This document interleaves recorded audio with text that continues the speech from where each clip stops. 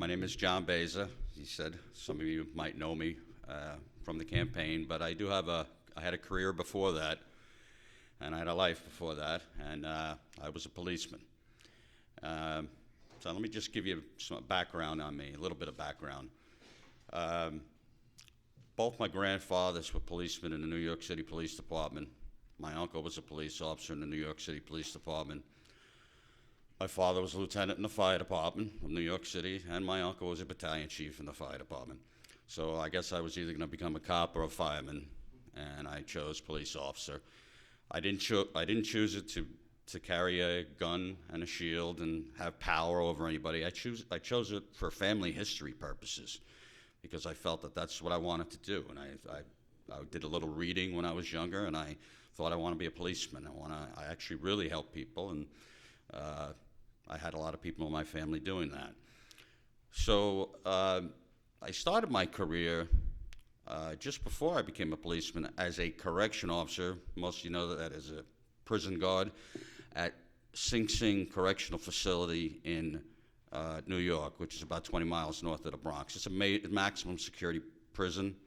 I was too young to become a cop, but I wasn't too young to become a correction officer, so I became a correction officer at 18 years old. I was 3 months out of high school, did a little training, and there I was in Sing Sing, 30-foot high walls and guard towers, and there I was. And this is going to be part of the story, part of my story, and there's going to be some information on this when we get back to it. So I worked at Sing Sing for about 2.5 years, and then I finally got onto the police department, which is what I wanted. And I became a police officer in the 32nd Precinct in New York, and that is in Harlem. That is in Central Harlem. At the time, in the 80s, it was the most violent per capita precinct in New York City, maybe the country. It's less than 1 square mile, and there were about, I'd say about 60, 70 homicides a year in less than 1 square mile. So you can imagine the workload for police officers in violent crimes. But as I learned, as a patrolman, as a police officer, I learned that these violent crimes, 99% of them had to do with the drug war and had to do with people needing drugs, getting money for drugs, fighting over drugs, because of course we know that there's no court system for drug dealers. So I did patrol in a very dangerous precinct. In fact, when you open the doors to this precinct, the big brass doors you open up, there's a memorial wall. And on that memorial wall, there are 26 names of 26 officers that died in that less than 1 square mile precinct, the 32nd Precinct. That's by far the most of any precinct in New York City, and probably maybe the nation, I would guess. So I was scared when I got there. I was scared when I was in Sing Sing. But you know, I went around, and I was, as a patrol officer, I was inculcated. Drugs, to me, were bad, and we needed to arrest people, and that was how it was. So people were being arrested for drugs on the street every day, mostly vials of cocaine, crack cocaine, what have you. And what I noticed was this old saying, stupid criminal behavior makes for stupid police. I noticed that's a kind of a station house credo. That is actually true, because drug dealing on the street level is very simple. You go on a corner and you start slinging vials of crack or whatever on the corner. And to police that, most policemen, they'll put everybody up against the wall, check their pockets, see if anybody drops a bag, a couple vials of crack, and they'll arrest them, and they'll take them to jail and make overtime on it. And that's what people called, arrest is called a collar. They call it collars for dollars. And that's what was happening. You'd make an arrest, and you'd make collars for dollars. You make overtime, because you make a lot of overtime on one arrest. It's not like other cities in New York. You make an arrest, you take somebody all the way down to arraignment, you might make 17 hours overtime. So the police officers were not learning the intricacies of search warrants and stop and frisk or crime fighting in general. They were just new. You throw a couple people up against a wall and see what you find. You know, chase a couple people in an abandoned building, you're going to find some drug vials on them, some crack vials on them. So this was kind of my experience on patrol. And we did deal with violent crimes as well. But again, like I say, out of those 60 or 70 homicides every year in that less than 1 square mile, I would say 90%, maybe higher. You know, it's anecdotal, it's not scientific, but I would say that 90% of those homicides were drug-related. It was a war that was going on, and because there's no courts for the drug dealers, you know, they fought it out on the street. But you don't see, you know, Coors Light and Miller Brewing Company shooting it out on the streets. You know, if they have to go to court, they go to court, right? But the drug dealers don't have that, so they end up shooting each other, and this is what we have. We have a lot of violence. So that was the early part of my career. I spent a couple of years on patrol there, and then I decided that I wanted to look towards getting a gold shield, a detective shield for the NYPD. That's, you know, the holy grail for most cops. Most cops, like, when they want that detective shield. And I wanted it as well. So I put in for narcotics, and the fast track was to, if you put in for an undercover job, you would get fast tracked and you could make detective in 18 months. Well, the reason they do that is because undercover work is very, very dangerous. So I got the job, and I'm going to explain to you a little bit about what undercover work is in real life, what it is. It is not just a plainclothes cop in an unmarked car. That's not undercover. A lot of people say that's undercover. That's not undercover. An undercover officer or detective is someone who has, such as me, they took my name out of the computer, the department computer. Okay? I stopped receiving the department magazine. Yes, the NYPD is big enough to have its own magazine. I stopped receiving the magazine. The only thing I received really was my paycheck. Nobody was supposed to know that I was a cop. I never wore a uniform. I used the judge's elevators if I went to court. I would go through the back doors of precincts, never through the front doors. And it was a transformation. And it did transform me from a beat cop into somebody that could fit in on the street and make buys on the street. So this is what real undercover work is, okay? We're not talking about plainclothes guys just jumping out of a car. We're talking about undercovers who have to, who make buys from anywhere from, say, I would go out and buy sometimes a hand-to-hand buy of several vials of crack cocaine for some money. Or on other occasions, I would go inside an apartment and buy a couple of kilos of cocaine and maybe a gun. It all depends upon the day. Sometimes I do both in a day.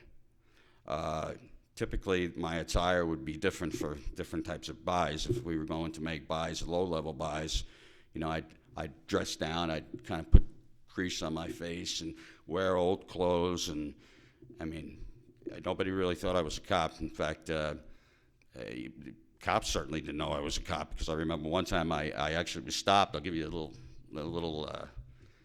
story here while I can. I was making a buy, and I caught, but the police department doesn't give you your own car either, by the way. You don't get a Ferrari or anything like that. I used my own car. I put New Jersey tags on it. Somebody gave me New Jersey plates. I don't know if they were stolen or not, but I put them on. And I scratched off my inspection sticker, so my car looked like it was from Jersey. So I would drive around sometimes, and sometimes I would drive around with my car, and dealers would come up to the car. So at this one point, I was at this one street, and a couple of dealers would come up to the car and would say, "What do you want?" I'd say, "Let me get an 8-ball, whatever." And I'd have the department money, and I'd make a buy, and I made a buy with the guy, and I took the drugs, and what I normally do is take the drugs and just put it on the seat or whatever. But all of a sudden, I saw a uniformed patrol car, marked patrol car, coming right at me, and I knew I was transformed at that point because I hid the drugs. I hid the drugs. I had no ID, no shield or badge. We call it a shield in New York. I had no radio, no nothing to identify myself. And these cops came up to me, and they asked me, "What are you doing here? What are you doing in this neighborhood?"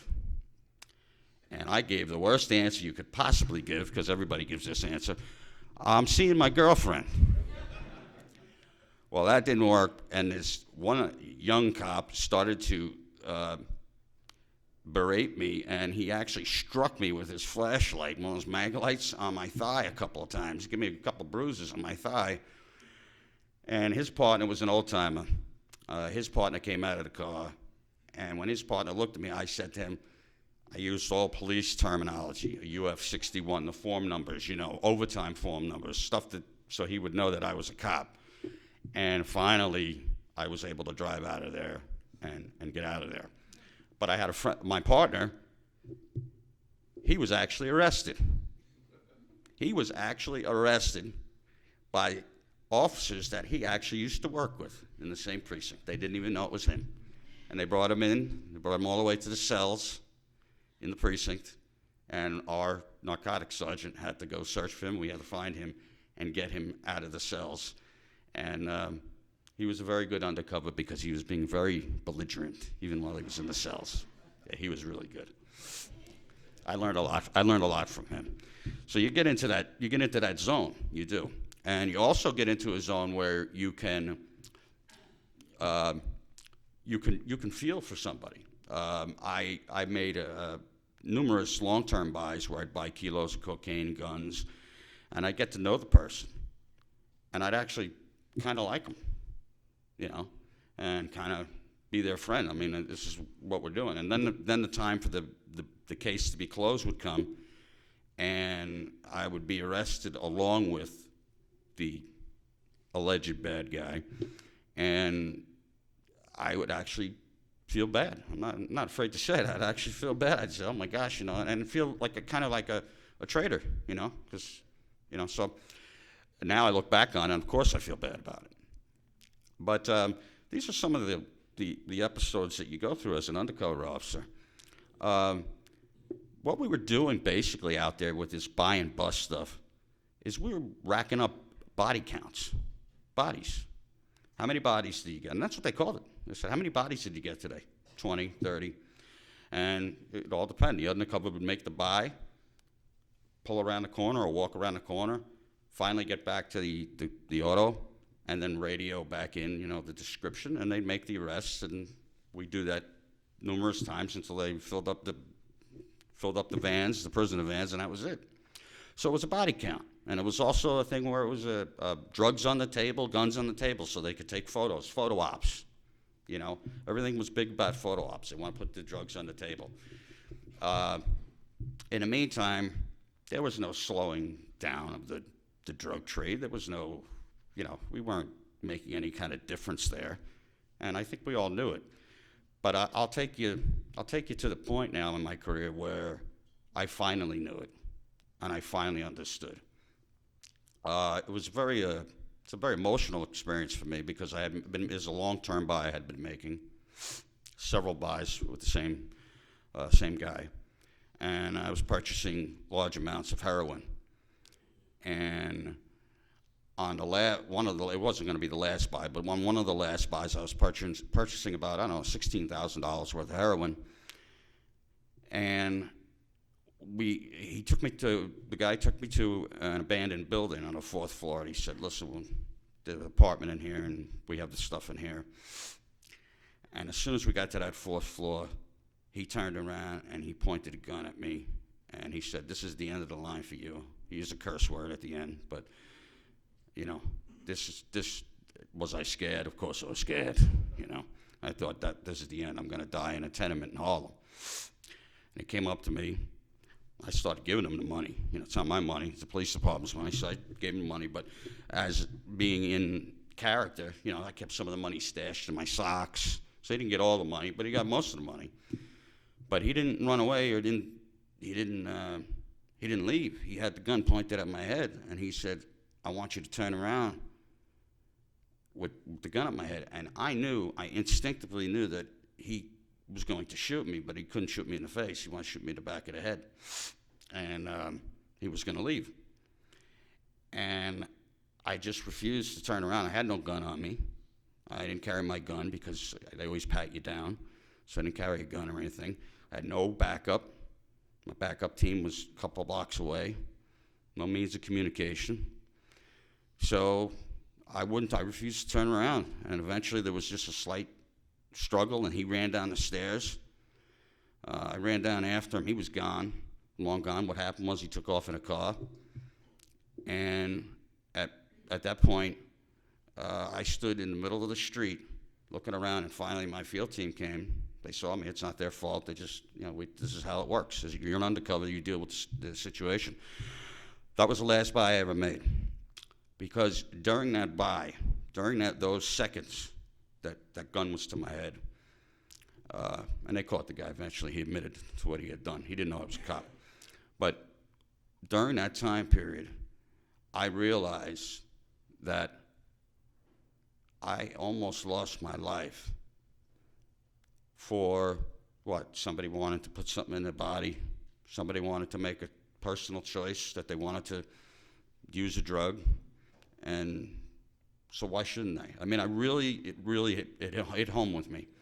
If it wasn't for that incident, which was my last buy, if it wasn't for that incident, I don't think I would be here today, because that incident drove me towards a libertarian mindset. It drove me towards learning about the drug war and learning about ending the drug war, because I did not want to die for something like that, and I thought it was ridiculous. And what happened was I was offered a transfer. Prior to this, I was on the transfer list for the Drug Enforcement Task Force, which was elite. Before the terrorism thing, this was the elite thing. They give you, this is where you get the car, you get the money, you get the feds' money and everything. And I went up to my lieutenant, and I told him, I don't want to go. He said, well, where do you want to go to? You good work. I said, I want to go to Special Victims Squad, which is where we investigate rapes, child abuse, sex crimes, real victims. Because I wanted to be a real detective and actually have a victim and help a victim. So I was transferred there. And this is what I want to talk to you about a little bit here. Here's some talking points now. When I went to Special Victims Squad, and you might have seen the TV show, it was on TV. I haven't seen it, but now it's famous, but it wasn't famous when I was there. There were 22 detectives for the borough of Manhattan, all Manhattan, who handled all child abuse, felony sex crimes, sexual homicides, all those cases, child abuse cases. And you would handle at any one time, you'd have on your desk, you'd have a caseload. And you might be handling a woman who was raped at gunpoint, a child who's burned with an iron, some horrible cases. And you're one person, so you're juggling. You can only do one thing at a time. And it made me think, and I realized at the same time, the narcotics division in Manhattan had 1,000 detectives enforcing victimless drug laws. Yet we only had 22 detectives to investigate these crimes that were stacking up on our desks. So I realized at this point that the drug war is a farce. It's a fool's errand. And eventually I retired from the police department, and it drove me into the libertarian mindset and so forth. But some of the lessons I learned is one thing is that I don't think, and I think some of our other speakers here would agree with me, there's one thing in this world that all the tribunals, the narcotics courts, the extra cops, the narcotics cops, cannot stop. They cannot stop human desire. People have a desire to use drugs, alcohol, marijuana, cocaine, whatever it may be. You will never, ever stop that desire. All the money in the world, everything in the world, you will never stop that desire. And I'm going to go back and tell you a little bit when I was at Sing Sing. Now, here's a maximum security jail. So we're talking about, we're going to stop drugs coming into the United States. Well, just before I got to Sing Sing, there was a riot. They did an assessment of the jail. Now, everything's surrounded by 30-foot walls, remember, in Sing Sing, okay? Big maximum. This is a big prison. They found 30 full-grown marijuana plants inside, in the garden area of Sing Sing, okay? They also did a study, in that same study, they also found out that the price of cocaine, heroin, and marijuana inside Sing Sing maximum security prison was about the same as it was on the street. So it tells you how easy it was to get drugs into a maximum security jail. And we're talking about stopping drugs, coming into the country. I mean, obviously it's a fool's errand, it's a fallacy. But we have to understand a couple of things. We have to understand that all this militarism, and Dr. Paul talks about it, the militarization of the police and SWAT raids and all this stuff, I see it, I see it expanding. I've been a policeman, I see it expanding, and it makes me sick.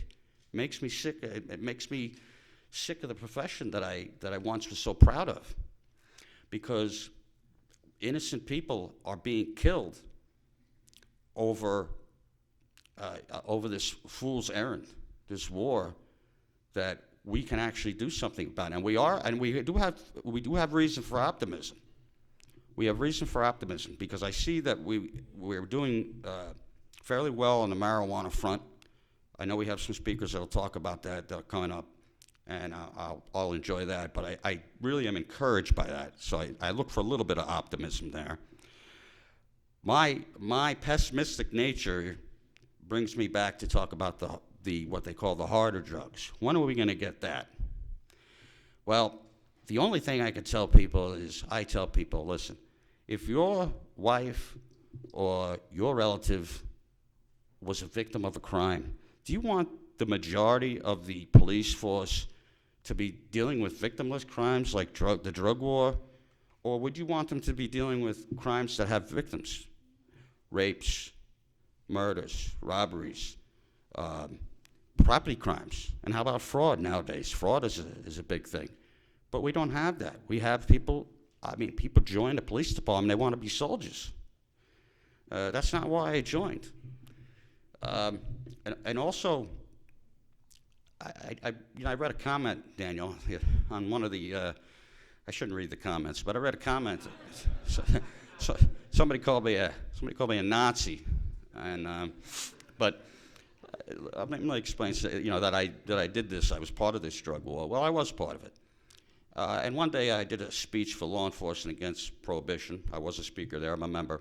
I was a speaker, and they had a list of questions, and I said, you can ask any question. I said, but I looked at the questions, and I said, I want you to ask this one particularly. And that question was, what would you say to everybody that you've been a part of arresting or had arrested or whatever, as undercover or whatever?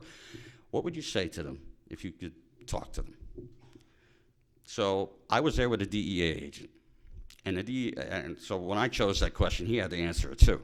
I don't know that he wanted to, but when he answered it first, and his answer was, what I would say to all the people I arrested for drugs is tough luck.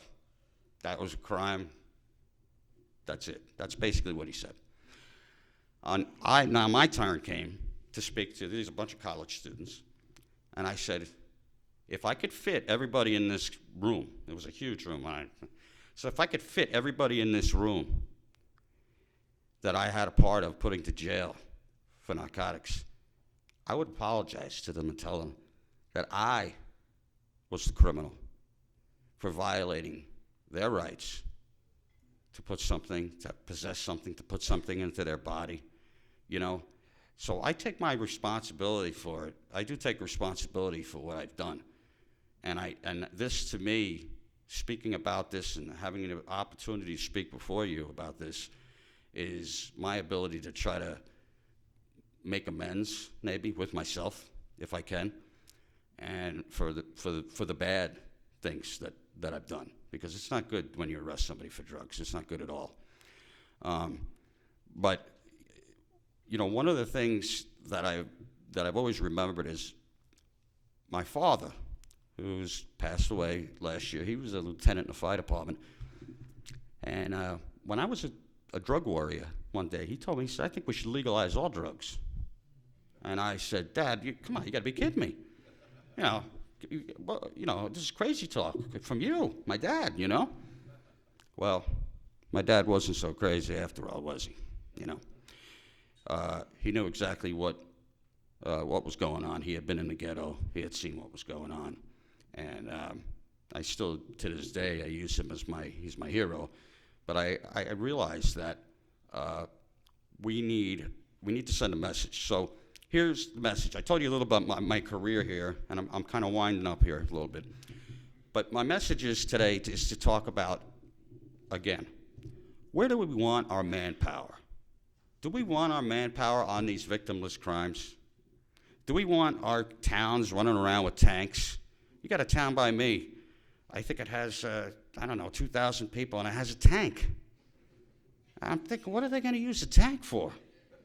I don't understand it. We never needed tanks. When I was in special victims, we used to do search warrants all the time. And that's when you learn, when you were a detective, when you had a victim, that's when you learned the intricacies of real police work. Whereas when you work narcotics work, you don't. You don't learn that stuff because it's just, like I said, stupid criminality makes for stupid cops. Well, when you're dealing with a victim, you got to go to court. This is important. You've got a rape victim. You've got a murder victim there. So you got to make sure you do things the right way. Well, we're not doing that. We're just plugging our police forces full of narcotics cops and full of SWAT teams and militarized units, and it's just not very good. It's not very good for the victims. So think about our relatives. Let's think about our relatives. Let's think about our family members, and let's think about where the manpower is going. Let's not let the manpower go to the victimless crimes, whether it's hard drugs or not. Man, let's let it go to the rape victims and those child abuse victims. I've seen too many of them, too many horrible, horrible cases of that. And, it shouldn't be 22 detectives here and 1,000 detectives over here working narcotics and only 22 working on these child abuse cases. So to close up, I've been a little long-winded and I apologize, but I wanted to get you an idea of what real undercover does out there, what real narcotics work is, a body count. And I also wanted to give you an idea of the personnel and the manpower, because some people don't realize it. They don't realize the manpower situation out there. And to me, that's a good talking point to go with. So with that, Daniel, I'd like to wrap up because I don't want to go too long here, and you don't need to hear a bunch of war stories from me. But I really appreciate the time, and I hope I've added something to all of you and to your knowledge. I really do, and I thank you.